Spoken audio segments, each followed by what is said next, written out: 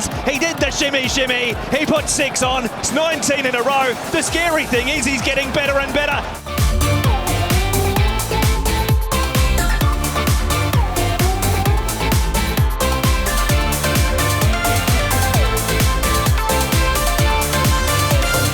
He's left them all behind. He's 3 in front of Inshood. It's the second leg of the Triple Crown. He's on target for another Triple Crown tilt, and Romantic Warrior jogs it.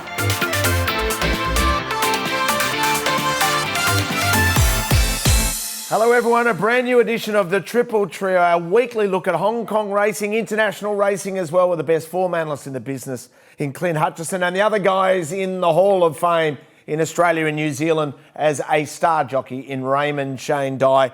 And talking of stars, the 2 superstars are here. Can't wait for Sunday. The stars are on show, Richo, absolutely. And I am in particular looking forward to the clash between Romantic Warrior Masquerade Ball. Oh, yes. Apart from, of course, seeing QEII do his thing. But it is a brilliant meeting. The support card is really strong as well. So I'm going to enjoy today's show. Champions Day, named after you, the Golden Boy. What a day this is going to be. It's just nice to have you back on the show, Richo, away from your... I'm sorry we've taken you away from your holiday or work or whatever you do. But, yeah, it's a great day's racing and a lot of very good horses, and I'm sure that those 2 champion Hong Kong horses will go very well and, of course, hopefully win. You talk about him on holiday. Well, he's usually working, Shane, but you'd be interested in this. You know what he was doing last night? He was invited to a celebrity poker match. Celebrity poker, Richo. So he's stepping into your areas now. He hasn't got the face to play poker. Look at it. You could pick him a mile away. Look, you'd know when he's bluffing. You'd know when he's trying to, pull one over you. Please, Richo. If you go, make sure you wear sunglasses, a hoodie and a hat to cover everything up. Mate, I wanted to be like Young Champion and wear a balaclava, but they wouldn't let me do it. Well, I missed last week, and thanks, JT, for sitting in my seat. And even though I missed last week, I didn't miss this little nugget from Raymond Shane Dye. I liked Blossomy. It's got 4 starts for noughts, but its last run was an improving run. I think it was his first run on the all-weather the last time, wasn't it? And he looked like he actually ran quite well. So second time, but yeah, he looks like he's taking a bit of time for him to hit a form, but there's something there. Blossomy wider out, wider again as Bull Attitude. Shotgun leads, here they come. Blossomy through the centre. Bull Attitude wider out, it's still Shotgun. Blossomy, is he's danger from Bull Attitude. Blossomy took over and Blossomy won it. A beautiful little nugget of gold there. And talking of another topic, we are heating up in this Trainers' Championship. This is going to go right to the wire. So we're at meeting 65 of 88. Suddenly, Mr. J Size, who we said, he might be done. No, he's not. No, he's not. 5 winners last week. That's unbelievable. And it's getting compressed. Casper still leads. Mark's right there. Looking forward to having a chat with him. But you have to say any one of those 6 could win it. Yeah. What do you think, Golden Boy? I disagree. I don't think Francis Lloyd can win. He's got too many top end and just hasn't overall got the horses. I think Hazy will struggle. I go back and look at seconds the previous week. Mark had 5, 2 should have won. Casper had 2. Danny Shum had 1. Sires had 1. Hayes had none. Francis had none. That's where the winners come from. The seconds the week before and the week before that. John's right in it now because he's had those winners where the top 2 haven't had them. But like Mark should have had 2 winners on Wednesday night, didn't it? Come down to barrier draws. So, it's still a fair way to go. What is there, 24 meetings left or something? Yeah, we're basically three-quarter time. We're basically three-quarter time. Yeah. We've hit the 30K mark in the marathon. And we're starting to really accelerate Who now. does marathons? Oh, no, not me. That's ridiculous. Any event that has a bell, I'm completely out of. Exactly. Stuff that. Nothing else to see after one lap. Hey, Ethan Brown up to Hong Kong, and he started in style. Terrific win. Maybe the celebrations after the race weren't ideal. Oh, this was absolutely hilarious, wasn't it? Yeah, good on Ethan. He rode a great race. The horse was really well supported in the market as well. But there was certainly some, yes, the post-race scenes were epic, I felt. Yeah. He was, they often, Shane, you can add to this, I mean, they often tell the jockeys, bring the crowd into it, give them some high fives, and he's obviously taken that to the letter of the law, despite being dislodged. Well, this is the difference between New Zealand, not New Zealand, Australia and Hong Kong. I remember one day I touched the owner after a race and I was taken in the room. They tried to fine me for it in Australia. You can't touch anyone. In Hong Kong, they tell you to do what you want, more or less. This is classic. This is fantastic. And they want you to be part of celebration even before you weigh in, whereas in Australia, you can't do any of this, and it's just wrong. You got to include the public, and Winfred's definitely got that one right.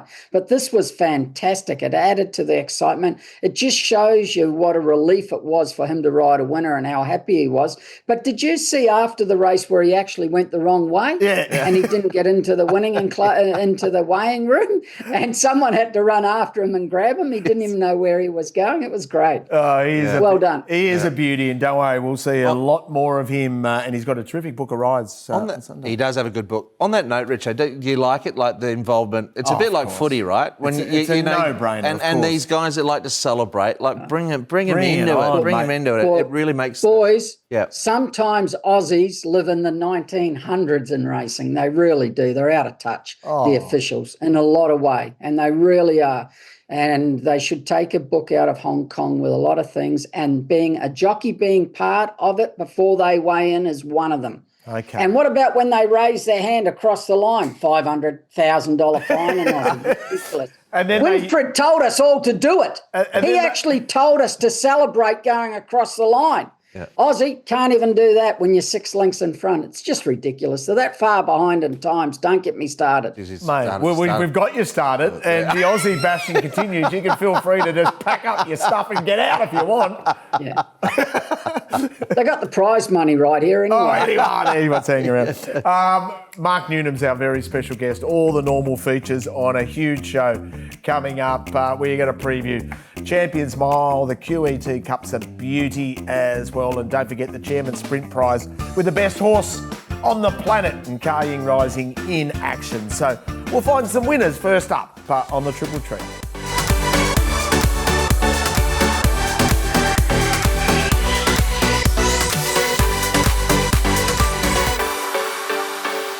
Pure speed and the ability to absorb high pressure. Ying Rising is chasing a remarkable 20th straight win. Ying Rising, 18 wins in a row, and it is history at Sha Tin. And he's the world standard in the Group 1 Chairman's Sprint Prize. Ying Rising, champions do what others can't. He's the world's best sprinter, no doubt. He is just unbeatable. He's the Usain Bolt of the equine world. Ying Rising. Zach, can you describe the enjoyment you get whenever you get to ride Ying Rising? Yeah, it's a pleasure. It's a real pleasure. He's got his own character. He's a lovely horse to do anything with. He's got a beautiful action. He wants to please in everything that he does. And obviously, he's very good at what he does. So, yeah, they're always special moments. Look, he's had two main pieces of work with Zach's ridden him, and look, they've been perfect. He didn't look like he ran time, but he ran one of the fastest 400s timed last week. And this week with the earmuffs on, he was nice and relaxed and just did his usual work, and Zach was very happy with him. Pulled up really well. He's taking things pretty comfortably at the moment, which is good. He's had a long season. He's obviously in work early in our season, run on our opening day, went down to Australia and back, and he's continued to race all the way through. So he's had a long season, but he's managed himself very well. David's done a great job managing him, and we have one more grand final. You know, I normally go for a walk with Prue and really get excited for the race. It's a funny feeling having a horse in a Group 1 race where the second favourite's 50-1. And it's happened many times, and let's hope he can go out and run another track record. He keeps running PBs, so I've got a lot of confidence in him. 16 in a row, 17 wins in a row. Ying Rising, 18 wins in a row, 19 in a row. The scary thing is he's getting better and better. Ying Rising streaks them, and it is history at Sha Tin. I think Mark Mack sums it up perfectly. He's getting better and better. He looks for number 20. Of course, he'll win. We're so lucky on the Triple Trio to have Nicole Purton part of our team to make up the fabulous four. Chatting to Zach, he seems so confident. Hazy's so confident. It's just going to be just sit and admire. Yeah, well, what I liked, Shane, about what Nicole posted there to, Zach and David for that matter, is just sort of from their perspective and probably how they're feeling at this point, because it's special to be associated with a horse of this calibre. Well, they don't come along often, Clint, once every 10 years type of thing, you get a horse like this. He's a champion. He runs times which horses can't do. He's unbeatable, more or less, the way Zach rides him, and he's getting better. He just wins, and he won't be $1.10. He'll be $1.05. Yeah, he will. I mean, he's not a betting proposition. No. I mean, I think, it's interesting with the Quinella, or the forecast, I should say, or Exacta in Australia. So what do we do as far as that's concerned? I mean, Helios is the obvious that a lot of people will probably want to lean towards, and he's in good form. He's doing it, nothing wrong. I mean, I think Tomodachi was going better early in the season. Satono Rev will touch on in a moment. He's, of course, placed twice, and he just ended up in the wrong spot for Ryan on International Day when he stayed on the inside and it was off. But it's pretty close, I suppose, for that Exacta spot, Shane, isn't it? I mean, there's not much between like Satono Rev, Helios. You've got a couple of others there that, even Raging Blizzard, we saw him run second in December. Fast Network back to 1,200. I mean, he's also a very good horse and could run second. Well, HUTCHI'S Express has had a trial since this run and since his last run. He trialled really good, and normally he doesn't. So, you're looking for him. Mine may not be, who knows, but he did trial really well and normally doesn't. This is International Day. Fast Network was ridden a little bit too close this day, but he had to from his gate, and he was on the inside and he tried to win the race, and you just can't beat him. He's just too good. It's more or less the same form here as there. So just remember, Sotano Rave did win very impressively the other day in Japan, Clint. He did. He's in good form. He's placed twice in Hong Kong. We highlighted him there in that replay. Ryan, he sort of stuck on the inside. I knew he drew inside, but he never got to the better part of the track, and it was just inferior ground. So he had clear excuses. But his other performances, Shane, in Hong Kong, he's sort of been pretty closely linked with Helios Express, really, and he's got that good form. Can he bounce back? Well, he's not going to beat Ying Rising. No, he won last start. He can, talking from for running International second. Day, Yeah, he could run second, Something's got to run second, so he can run second. I think Daylight will be second, won't it? Mate, the way Ying Rising won last start, that was, I think, one of his best wins. He just quickened and put them to pay in 2 hops. He's got better. That's something. Yeah. He's just too good. What about Comanche Brave? They're not good enough, I don't think. I mean, it's good to see the international representation, of course, brings some form from the Middle East in. And in terms of just sort of international sort of speed figures here, it's a sound effort. But as we see time and time again, they're a fair way off. Good on them for coming and travelling and having a crack. No harm in doing that. And look, there's good prize money up for the minors. So if they think they can run a good second against some well-credentialed others, could maybe fill a minor spot. I think Fast Network's the one that could bounce back. J Mac Drawn, he's a horse that, for me, he's a 1,200-metre horse. I know he got collared late by others in December, but I like him to bounce back here over 1,200. Do you know the thing here? There's normally 4 or 5 that can lead and go forward in these 1,200s. There's none. There's only 2 realistically. Tomodachi, Kokoro could box seat. But, you take the top, 6 horses, they all race back in the field. So there's going to be a bit of a gap back to them, I would say, with Tomodachi, Kokoro box seating, Beauty Waves in front or running second behind HUTCHI'S Express. So he's going to get an easy run on pace, this horse. Ying Express. He literally... Ying Rising. He just ticks every box. And if you're looking for confirmation, if you look at the stat attack, it shows that the best horse always wins this race, with only 3 horses at 20-1 or above since 1985. Dim Sum at 50-1 in 2009. James Winks winning ride there. Yeah, he was. Mr. Stunning was a good horse. How did he go at 20s? That's unbelievable.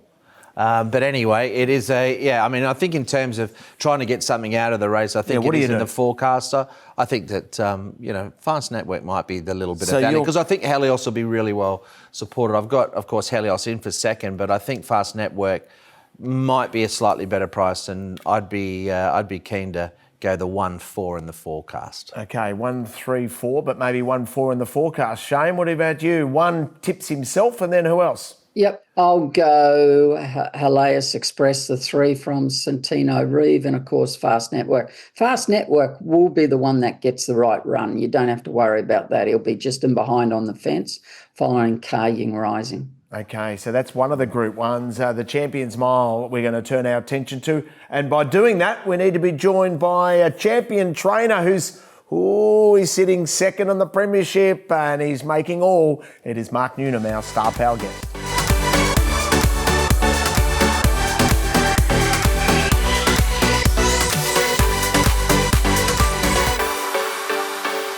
The Champions Mile has long been a Hong Kong stronghold. Beauty generation, a second Champions Mile, and a coveted crowning glory. Win 1, you're good. 2, you're great. 3, you rewrite history. Golden 60s won his 3rd Champions Mile. But is that dominance under threat in 2026? It's been 10 years since Morris dominated for Japan. This is brutal force. Morris is far too good in the Champions Mile. And this year, Jantar Mantar arrives in good form and with serious intent. The favourite is home. Jantar Mantar wins. And he's not alone. Strauss adds further Japanese depth to a race that looks extremely competitive. Strauss clear, but it's the land of the rising sun in the first edition of the Gold Cup. It's probably one of the most open race of the card, of the Group 1 races. After winning on him last time, I gotta say that I believe his chances is right there. There is few horses in the field that, in my opinion, has got chances as well, probably a little bit more than him, but I'm riding him with a lot of faith. But Hong Kong isn't giving this up easily. Very confident with him. He's been working good and performance good and very consistent, and depend the draw, I'm sure he will win a good race. Lucky Swayness is back. Did you see what you wanted from My Wish last start? Yeah, look, I think, last start second to Lucky Swayness, I think that's the right form going into the race. He relaxed well for Hugh. He's got a good understanding of the horse now. And look, I think coming into Sunday, he's taken a little bit of improvement from that race.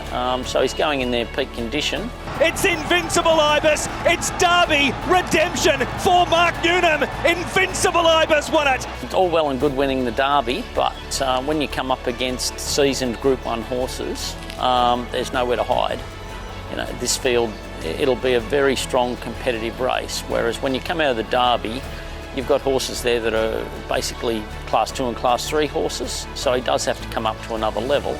Saying that, I think he's got the talent to do that. Whether he's just a season away or not, we'll find out on Sunday. A shifting landscape and a real test of Hong Kong's mile dominance. This is one of the races of the day.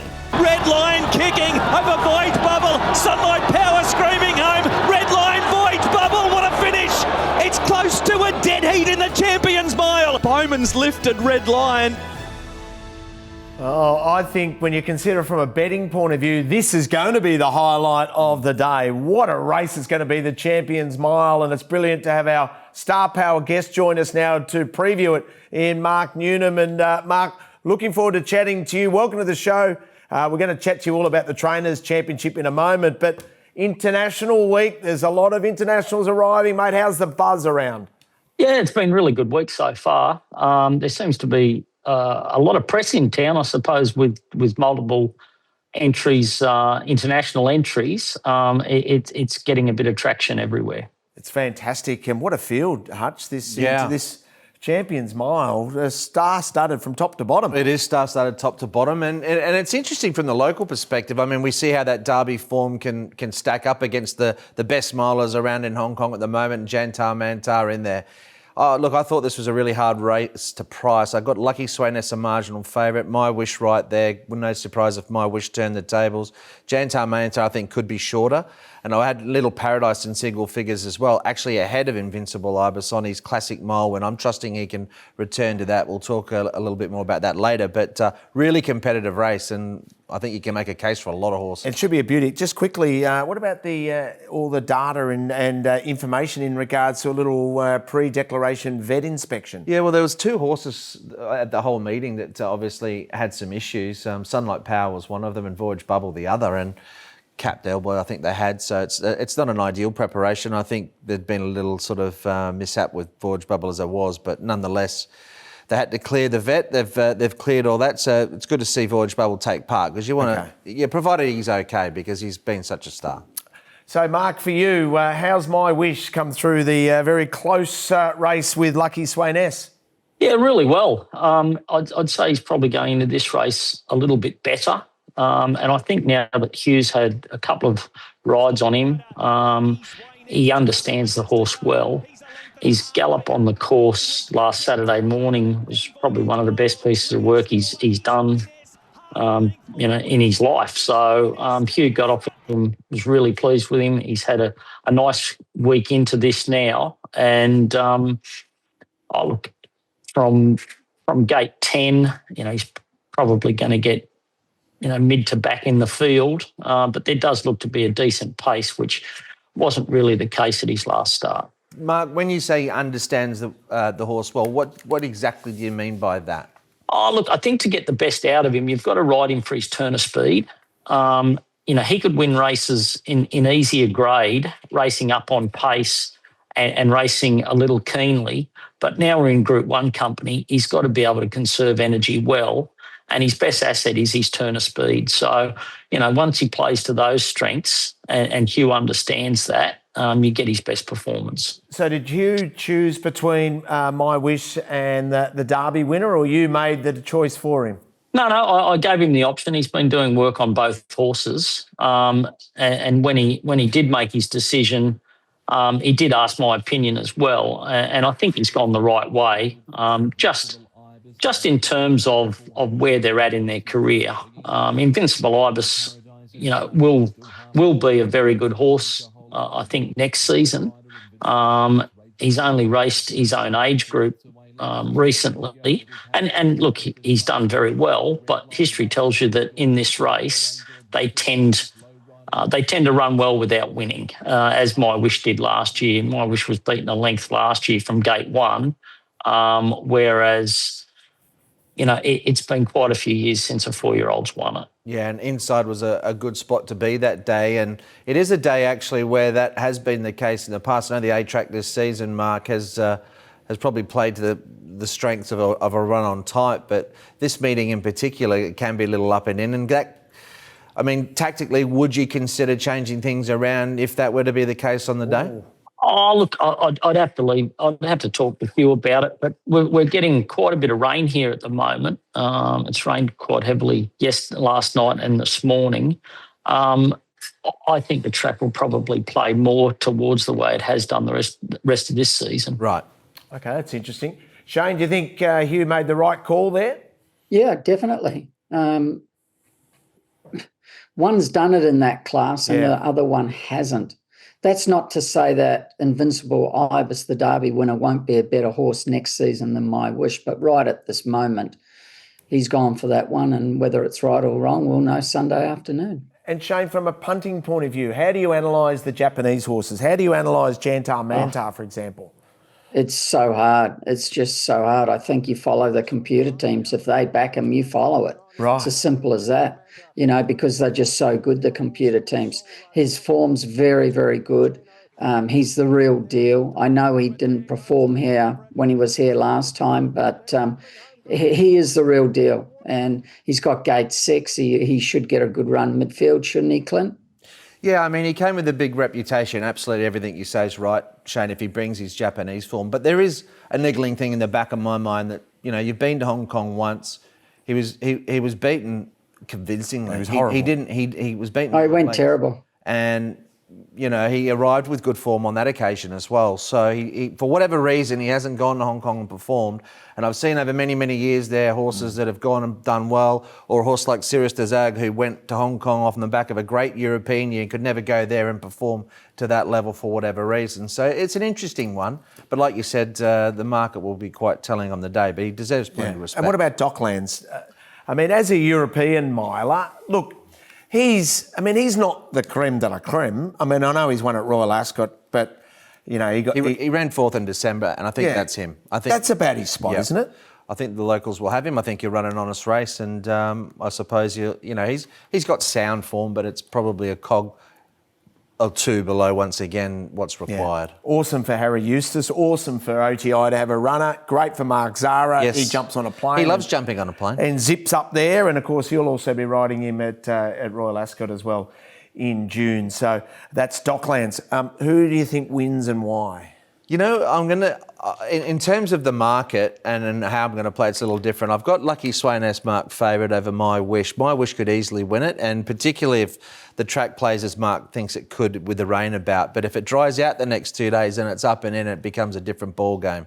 Either way, Little Paradise, I think, could be the each-way play, because I think that Classic Mile win, that was a good performance that day, and I think his sectionals were strong late. I love Zach on him. I like the barrier. I like the run he gets. I think he could bounce back. Interesting. Shane, how do you see it? Well, you can have two different ways. Horses up and in if the track's on pace, but if they're coming from back, I want to be on Galaxy Patch. Wow. I think this is his race here. He'll sit back, he'll come down the outside, goes well for Teton. His runs have been very good, and people say, not really, and they'll make excuses. Well, you can make excuses, but he will win one of these days, and this could be it. But if it's on pace, he's got no hope. He cannot win, so you got to see how the track is.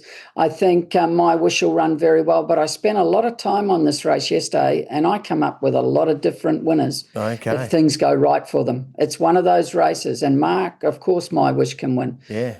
It's I'll be just shopping one of those for value races. around your tips then, if you don't mind, Golden Boy. Hey, Mark, you enjoying this battle for the championship as a trainer? Yeah, look, it's great, and it'll change. The lead will change, I think, several times in the next couple of months. There's probably any one of 5 or 6 could win it. What we've seen lately is everyone having a little bit of a run. Go back a month, and we had 5 winners at Happy Valley. So everyone's going to have one of those runs, and it'll chop and change a lot right up until the last meeting, I'd say. Have you got a few bullets left, though? It's three-quarter time, Mark. So have you got those younger ones coming through there that you could, that you're looking forward to towards the end of the season? I think in most grades we're okay, but I read a very interesting story by a very knowledgeable racing person a couple of weeks ago on Idle Horse. Oh no! And it identified the weakness in my stable, which is in Class 5. Every win counts, so a Class 5 win still counts as much as a Derby win. I think he's referring to you, Golden Boy. Yeah, the other thing also is too, and it comes down to barriers a lot at Happy Valley. Like Mark had, 2 seconds on Wednesday night. If those 2 horses draw gates, they win for sure, both of them. Yeah. But they didn't. So a lot of it comes down to a bit of luck. And you see these trainers, they get on a run, everything goes right with barriers. Mark's going through a run at present where they're drawing out and he's having a lot of seconds. So it's interesting, and it's going to be very close, this championship. Good spread in the jockey ranks as well. Just quickly, Mike, you mentioned that Class 5 factor. You have picked up some horses off other stables, and you've been fine with them. I mean, Ace War comes to mind. Soaring Bronco's ready to win one. For sure. So is that something you could also entertain probably if you've been getting some more calls? I have been, but I can't take any more now because I've got new horses arriving in May and June, which we've bought already. So we're at capacity, and I'd love to put back some of those horses arriving so that I could take a couple of extras. But that's one of the things that makes it so competitive here is the cap on the numbers at 70. So it works in your favour most times, but at the moment, it's going to stop me taking on a few more new horses. A couple of months ago, I got down to 62 horses, and I was able to take a couple of these horses I've been offered, and we've had good results with them. Two of those that fall in the category, Old Town and Ace. We're looking at a trial from Old Town. Give us the good oil. Well, I'm happy with him. I think he's going quite well, and his best form seems to be fresh. So he's going in with nice gap between his last start for his previous stable. Giving him a bit of time to get used to our system. I was pleased with his trial, but I've been happier with him in the last 2 weeks. So I thought he'd run pretty well. And Ace? Geez, this was some win the other day. Yeah, and the form's been good out of the race. It was only a Class 5 race, but the horse that finished second came out and won quite easily. He won with a bit in hand. He looks to have come on well, and I think he's easily capable in Class 4. And Shane, any one of Mark's that you're usually on the mark here? You're usually on the money, Shane. So which one of Mark's runners do you like? Oh, well, Circuit Marshall in race 2. Yeah, looking at this, its run the other day was a surprise to me. It ran really well. If it's improved, it could win, Mark. How did you rate him? Was it a surprise for you that he went so well? No, not overly. Very big, immature horse. His first run here was quite good. And then he just lightened off a bit, and he probably wasn't doing as well. He's one of the few horses that I've had that actually does better in Sha Tin than in Chungfa. And since we've kept him here, he's held his condition a lot better. And I wasn't surprised that he finished off well last time, but he has needed a good gap between runs, and he's had that, and he's had a similar preparation going into this start as he did his previous.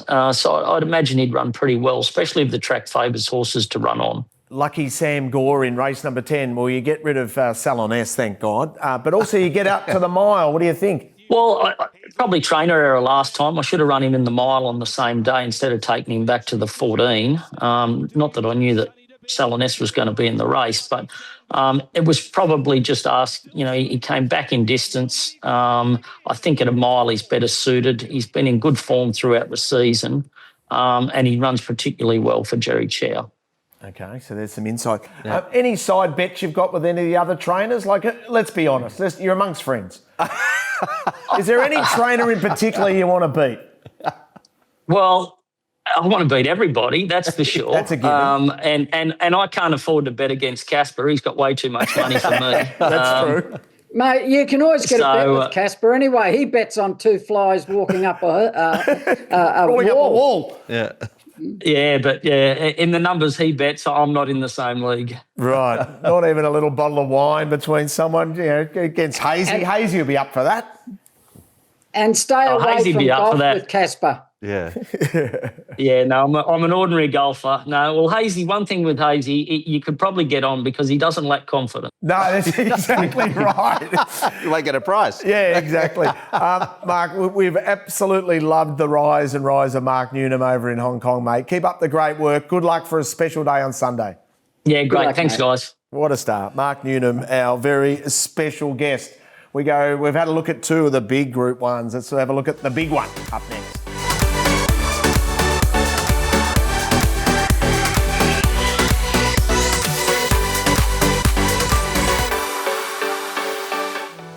It is Romantic Warrior in the QE2. He's going to do the Derby QE2 double, but it's Romantic Warrior. He's blowing kisses to the crowd, and he's going to win his second QE2. There is nothing this horse can't do. The headline act, the QEII Cup. Romantic Warrior, Hong Kong's champion, faces a Japanese force in Masquerade Ball. He'll always give me a positive feedback. I'm really happy with him. And also Gary, Gary Lau, he always buy the horse. He said the horse is better than the Gold Cup. I hope he's just right. And numbers just over Romantic Warrior. Romantic Warrior has defined excellence at Group 1 level around the globe. A proven star for Danny Shum and James McDonald. Romantic Warrior, it's a photo finish. Hong Kong have come and they've conquered.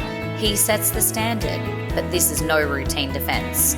What a ride, what a horse, and he wins it again. This is the most competitive QE2 Cup for the last 15 or 20 years. Masquerade Ball arrives as a genuine threat. He's a younger horse on the rise with the profile that might test the champion. They hit the wire, Masquerade Ball. He's done it again.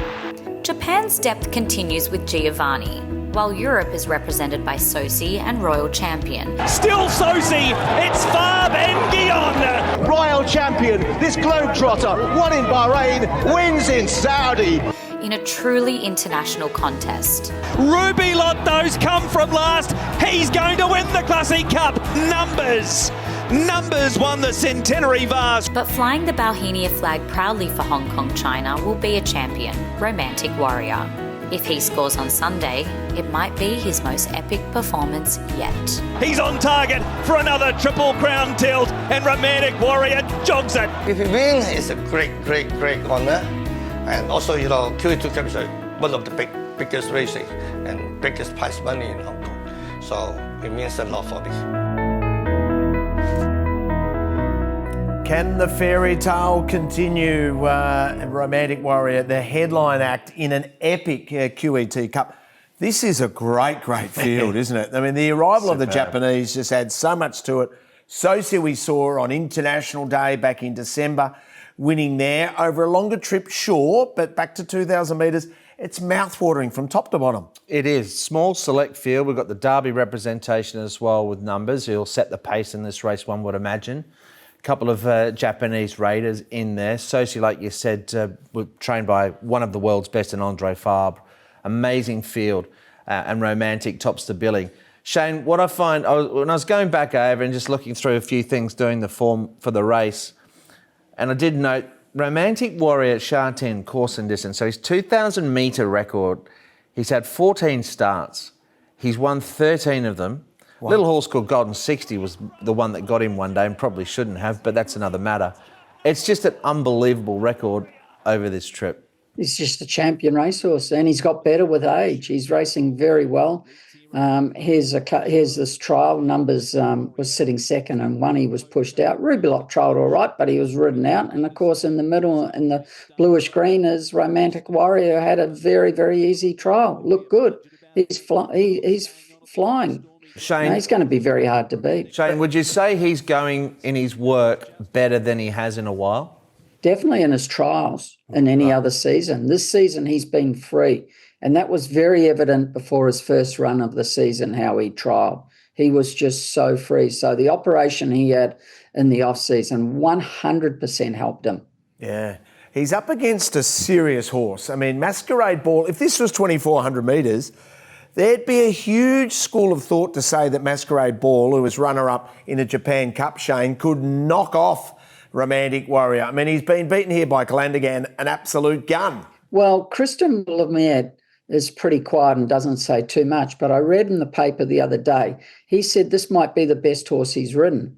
And he's ridden Equinox and a lot of very good. He's ridden all the best Japanese horses that have rated the best in the world, and he holds them very, very highly. I think he's only had 8 starts, hasn't he? I could be wrong. He hasn't had many starts, and what he's done's been quite incredible. He's the real deal. But he hasn't had a run for a while, of course, and he's got to come to Hong Kong, and he's playing now on Romantic Warrior's field.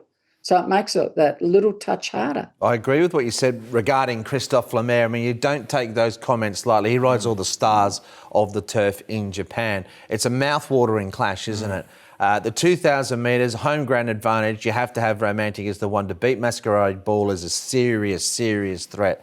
He needs to turn up in that Calandagan form, though, doesn't he, from the Japan Cup? He needs to sort of be pretty close to that if he's going to, I think, topple the hometown favourite. And especially at 2,000 metres versus 2,400. What about Sosi? Winner of the Vase, terrific winner of the Vase, but we've seen this race time and time again be more of those European staying types.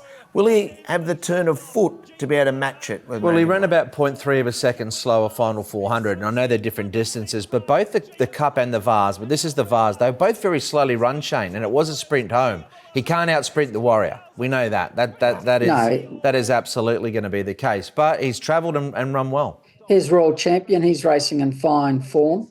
I think he went to Australia, this horse, didn't he, boys? For yeah, a few he did. runs. He had about 3 or 4 runs for Anthony and Sam Freedman. Could not get warm.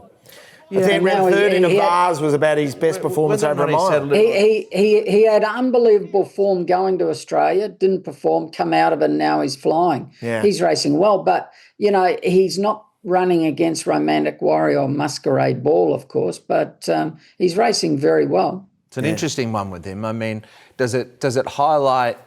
Did he not settle in? Maybe he did settle in. Maybe the milers in Australia and in this part of the world are better than what they're giving credit for as well. That's a possibility. I just don't. I think it could be a combination of both because he didn't perform what he's been performing, A, in Europe and B, over in the Middle East. I mean, that's a different horse than what we saw in Australia. So some horses just don't settle in. I mean, you can't judge. Yeah. I mean, I think Group 1 form around the world is Group 1 form. Right. So if he'll measure up and run better. But he's a cog or two below. 100%. Yeah. And he's been running in cog or two below Group 1s. Yes. With due respect to that part of the world. What about the internationals? Huge opportunity for Jason Collett. He picks up a ride. He jumps on a plane and goes to ride Giovanni. Huge opportunity for him. Yeah, it'd be a great experience. I looked at this horse's form and, look, to be brutally honest, the Japanese form, the last run was good, of course, in the Kinko show, but outside of that, it has a bit to find looking at, once again, the overall ratings, what it's done. I mean, there was some market support around for it that day, but 2,000 metres to the right track, hasn't won since a listed race going back to March of last year. So it's not easy to win at the high level there, but I think this horse needs to improve. And that's really case in point. I presume we're pronouncing this June Taki. I'm not sure of the exact pronunciation, but Joe Moreira is a positive booking. Ran fourth in that Kinko show that I mentioned. So a few of these horses are bringing the right form. Probably slightly better form for this galloper, though. Okay, brilliant analysis, team. So we've seen all the contenders. Romantic Warrior wins? Yeah, I'm really looking forward to this race. Good. This is going to be a beauty. I want to see them eyeball each other with a furlong to go, and hopefully the Warrior can do his thing.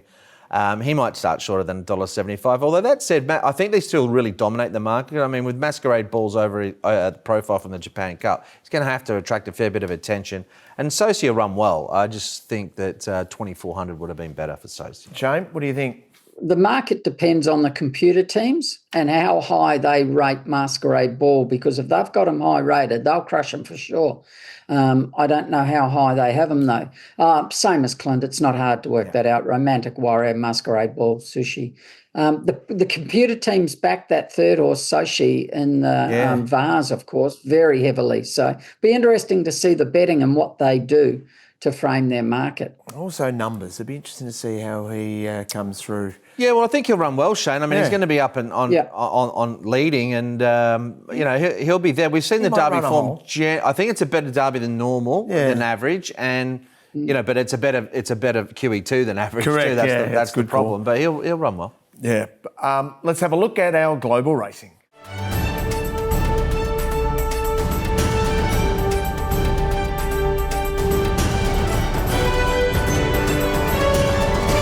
Let's spin around the globe, and a reminder that the three Group 1s at Sha Tin on Sunday are all part of the World Pool. So 3 epic Group 1s, the sprint, the mile, the cup. It's literally got it all. We had World Pool Group 1 racing in Sydney last week, and 2 interesting Group 1s. So the Champagne Stakes, which Raymond Shane Dye has dominated over the years, for the 2-year-olds. And Campione d'Italia out wide in the worst part of the track. Fireball up towards the inside lane, number 2 or 3, if you mind. In the end, out muscles Campione d'Italia. Yeah, when you see the drone vision actually hit the front, and then just like you said, fence-in run was a big plus. Inside lane's probably a fraction better, but not much between a lot of those. I love this ride from Nash Rawiller on Bayvakt, Shane, and it was just really well rated and a very talented horse. And you were sort of saying last week this horse's figure from, I think it was the Golden Rose last year, good enough to take some beating, and he showed it certainly was.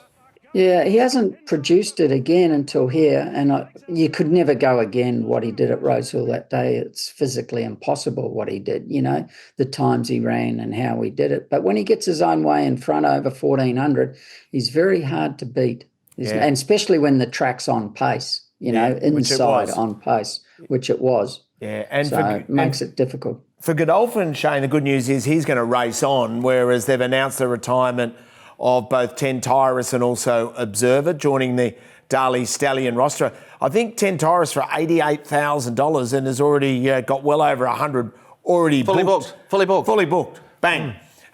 He's a beauty, of course. He's a son of Street Boss, and Street Boss is quite remarkable what he's Doesn't he get some versatility, Street Boss? Boss? What a stallion he is. He's a freak. Whirlpool moment of the week. What about Marzu turning back the clock and winning again? So for Paige Reddle, she collects a cheque for $8,000 thanks to the Whirlpool. So well done to everyone involved with Joe Pride Racing or Pride Racing. That is brilliant. Upcoming Whirlpool meetings to make note of. South Australian Derby Day next week. And then, of course, what a weekend. We go to the UK, 2,000 guineas, 1,000 guineas. So if you're living in Australia, they're epic night meetings to sit up and watch. And then we go up to Queensland for Doomben 10,000. We've got the Lonkinge at Newbury as well. We'll start racing, Group 1 racing in Ireland. The Champions and Chater Cup's always a highlight in Sha Tin as well. And in Ireland, the Group 1 racing is always elite. So that gives you a little teaser of things to come. Let's find some future winners.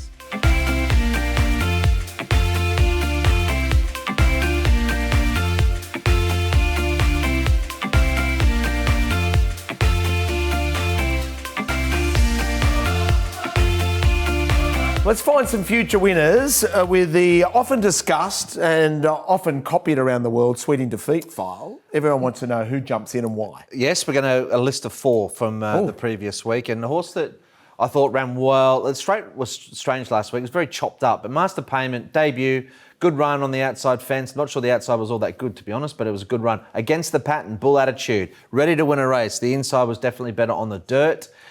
Seraph Gabriel couldn't get out, still locked away. And Soaring Bronco for Mark, this horse, he's the kind of horse that can win a couple, I think.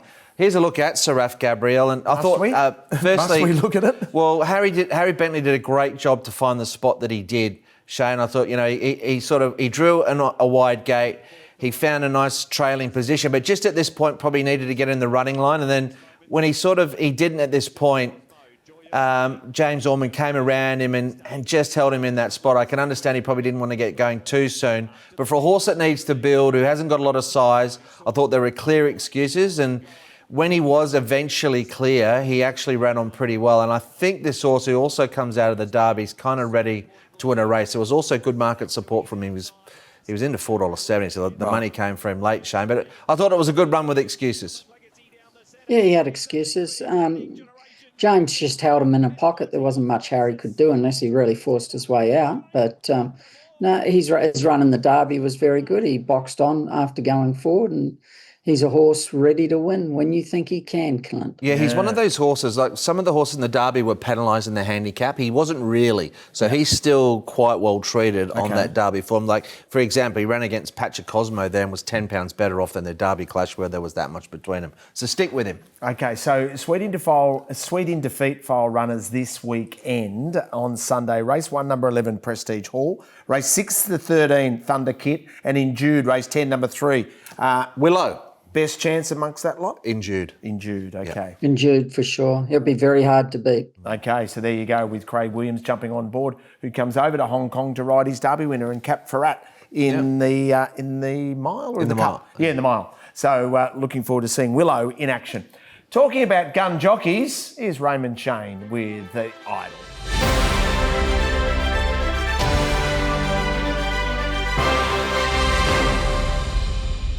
Idle time with the Golden Boy. What did you see that you liked? Well, I thought Karis Teeton rode sensational last weekend. He rode 3 winners and they were all perfect rides. And the best ride was Natural Force, which we just showed. Clint showed that with Gabriel, or whatever it was. But it was a perfect ride. So I thought I'd pick another one because we're seeing that race. But Karis definitely gets 3 points. I thought this was a jockey actually thinking. This race here, I spent time, I wanted to find the leader and back the leader because it was a bad race and whatever led won. And I couldn't find it. I actually backed Joe Moreira on Love Together. He won the race at the start. Now, when you do the form in this race, most of these horses got back And on Wednesday night, you could only back front runners. It was a huge bias of a track. If I thought he would lead that horse, I would have backed him for sure, and he was $14. So he won the race at the start, being so aggressive and getting to the front. And once he led, I said it's over now, because the favourite, Ario with Zach, was always going to get back a bit. And if you have a look at other chances in the race, like Greater Bay and Master of the Universe, My Day, My Way, they're all going to get back. So you could rule a line through most of these. So I thought it was a good ride. And I also thought the other ride of his on the day, which was the Auspicious, was a very good ride, and he come from back, but they went too fast in that race, and he saved ground, and it's the only race on night that they really hit the line from back. So Alexi got 2 points for those two rides, and I thought Ethan Brown gave Shooting to the Top a very good ride. He drew gate 9, he ended up third fence from it might have been gate 7 or something, from an outside gate. Zach rode well from good gates, rode 4 winners too, and gave them perfect rides. But that's how I summed it up. But Karras had one of those days where he just rode sensational last weekend. So Zach leads, Jerry Chow sitting in second, Andrea Etzeni in third. Of course, Andrea's putting pressure on Huey Bowman for that second spot in the Jockey Championship as well. Zach's off and gone. And actually, we need to say another 100 wins for the season for Zach Purton. Yeah, great yet achievement. Again. Great achievement. Incredible performer.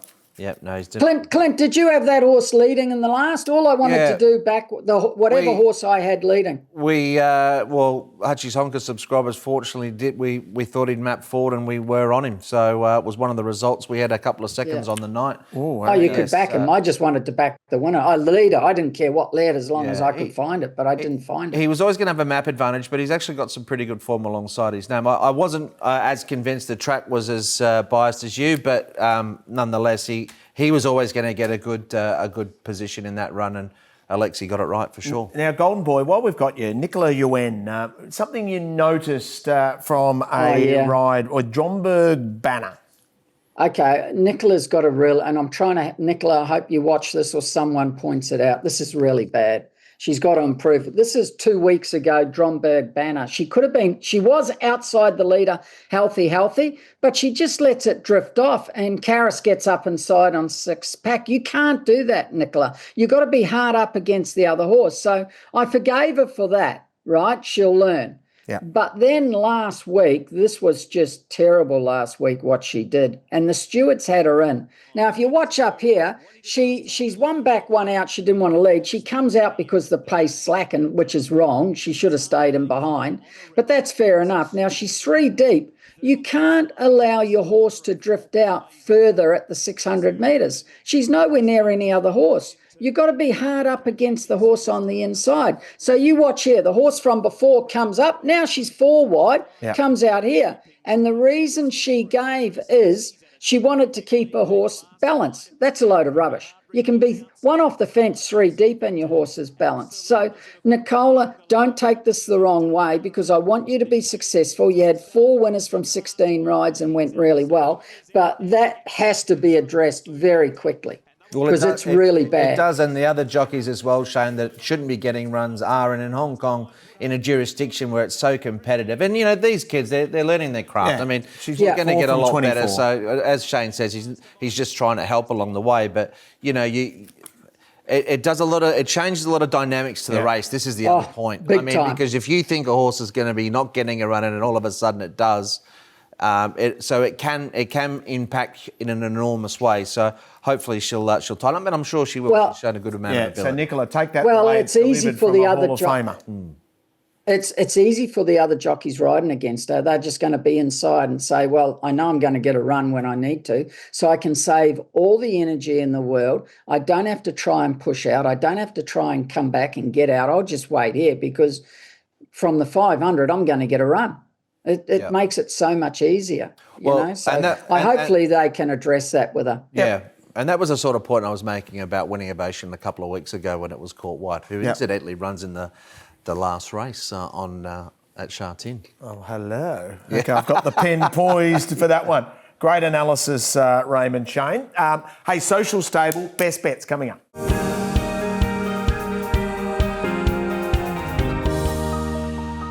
Social, stable and best bets now. Big news for our Triple Trio Tour.